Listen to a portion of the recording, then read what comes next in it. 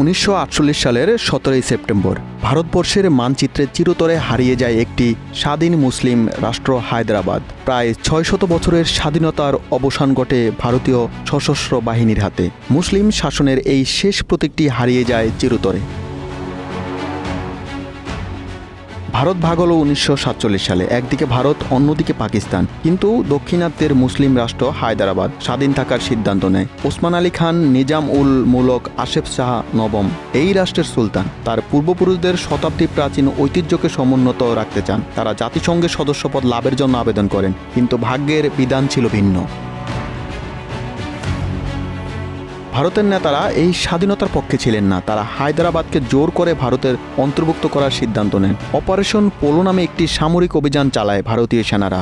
হায়দ্রাবাদের প্রতিরোধ বাহিনী 6 দিন ধরে ভারতীয় বাহিনীর আক্রমণ মোকাবিলা করে, কিন্তু শেষ পর্যন্ত ব্যাপক রক্তপাত এড়াতে আত্মসমর্পণ করতে বাধ্য হয়।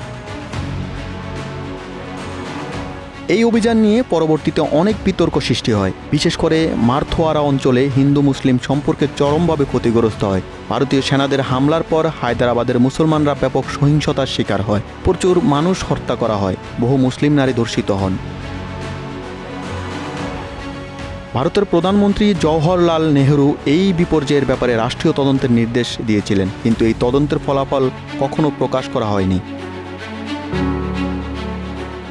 হায়দ্রাবাদ একটি মুসলিম ট্র্যাজেডি শীর্ষক এক প্রবন্ধে অধ্যাপক উইলফ্রেড ক্যান্টওয়েল স্মিথ উল্লেখ করেন, প্রায় 2 লাখ মুসলমানকে হত্যা করা হয়েছিল এই অভিযানে। এই প্রবন্ধে তিনি হায়দ্রাবাদের বিবেকবান হিন্দু প্রত্যক্ষদর্শীদের সাক্ষ্য উল্লেখ করেছিলেন, যেখানে তারা বলেন যুদ্ধ থেমে যাওয়ার পর মুসলমানরা গণহারে আঘাত ও পাশবিক হামলার শিকার হয়। এই ঘটনায় আজও হায়দ্রাবাদের মুসলিম সম্প্রদায়ের মনে গভীর ক্ষত হিসেবে রয়ে গেছে।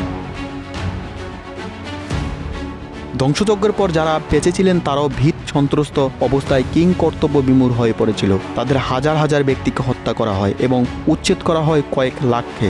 মুসলিম বাহিনীর সহযোগীদের কথিত সহিংসতার প্রতিশোধ নেওয়ার অজুহাত দেখেই এইসব নারকীয় অভিযান চালানো হয়েছিল। হায়দ্রাবাদ দক্ষিণাত্যের মুসলিম শাসন ছিল ভারতের ইসলামী সংস্কৃতির অন্যতম প্রতীক। আরব ইরানের সঙ্গে সরাসরি যোগাযোগের ফলে এখানে ফার্সি ভাষা ও সংস্কৃতি প্রসার লাভ করেছিল। ইসলাম পূর্বযুগ ও দাক্ষিণাত্য অনেক সময় স্বাধীন ছিল, যদিও তুর্কি বাহমানি বংশের প্রতিষ্ঠার মাধ্যমে এই ইসলামী শাসনের সূচনা হয়। 1724 সালে আসফ জাহ বংশের প্রতিষ্ঠার মাধ্যমে হায়দ্রাবাদ আবারও স্বাধীনতা লাভ করে, কিন্তু সেই স্বাধীনতার চূড়ান্ত অবসান ঘটে 1948 সালে। ওসমান আলী খান, যিনি তার পূর্বপুরুষদের প্রতিষ্ঠিত রাজ্যের শেষ সুলতান, নিজের রাজ্য হারিয়ে ফেলে। মুসলিম শাসনের যে অধ্যায়টি সমাপ্ত হয়, কিন্তু এর স্মৃতি ও ঐতিহ্য আজও বেঁচে আছে হায়দ্রাবাদের ইতিহাসে। Bangla affairs news desk.